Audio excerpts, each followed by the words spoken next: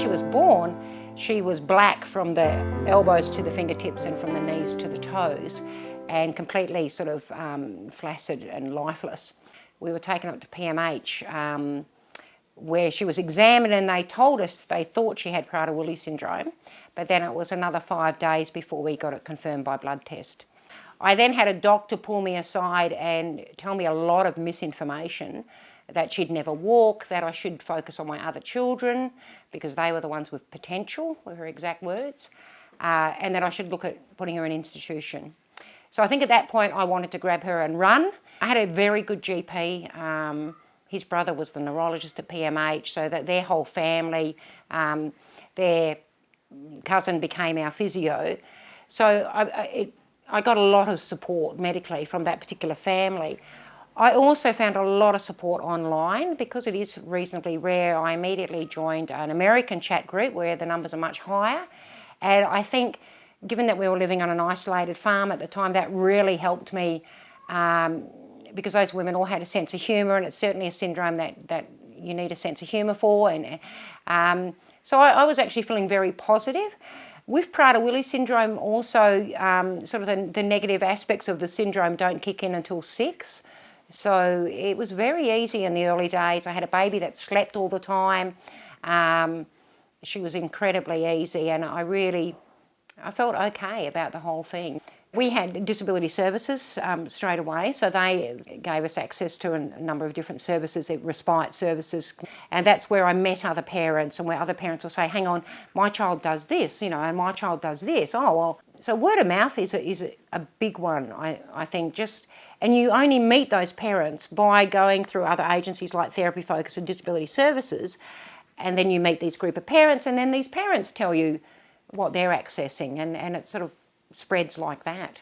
All the parents I speak to, it's one of their biggest issues is kids not being able to form friends, and it's very sad for everybody, particularly when you're in a family. She had 3 older siblings who were very social. My house was always full of kids.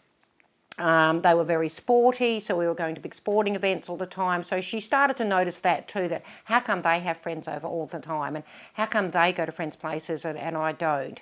So it was really difficult to try and explain that to her, and we both struggled through it. We tried a number of programs and various services, and it really wasn't getting anywhere. However, then around about, I think it was year 7, we discovered Therapy Focus's Community Connect program. And that has been brilliant because it's in a normal environment. It's not sort of a stage with a therapist, and they go out in a group.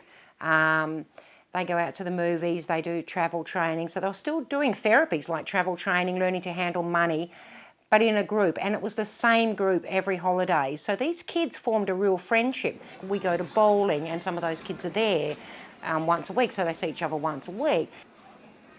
She's in a rock band, and some of those kids are there, and they all, sing and play musical instruments. She goes swimming, but that's sort of a solitary thing, I suppose. When she turned up at a new school, when we had to transfer schools, 2 of the kids were there. So straight away, she knew people. So it's a wonderful title for it, Community Connect, because that's what it's done. It's connected her throughout the community. I'm an older parent. I had Bridget when I was 39, so I do worry a lot about what happens when I'm not around. And it's very comforting for me to see that she's forming networks. We go down and volunteer at the cat refuge, and I know that's something she'll continue in adult life, and the bowling and all of that. And she now has a friendship group, which I know that they will be friends throughout life. They all have disabilities, so they're all going to connect at various events, and that will carry her through, and it gives me a lot of reassurance as I get older. I think I'd like to say to new parents, look for the silver lining, because there definitely is one. You're going to meet lots of wonderful people. You're going to meet lots of wonderful organisations. You're going to do things you never dreamt that you would do. You're going to find an inner strength you never dreamt you had.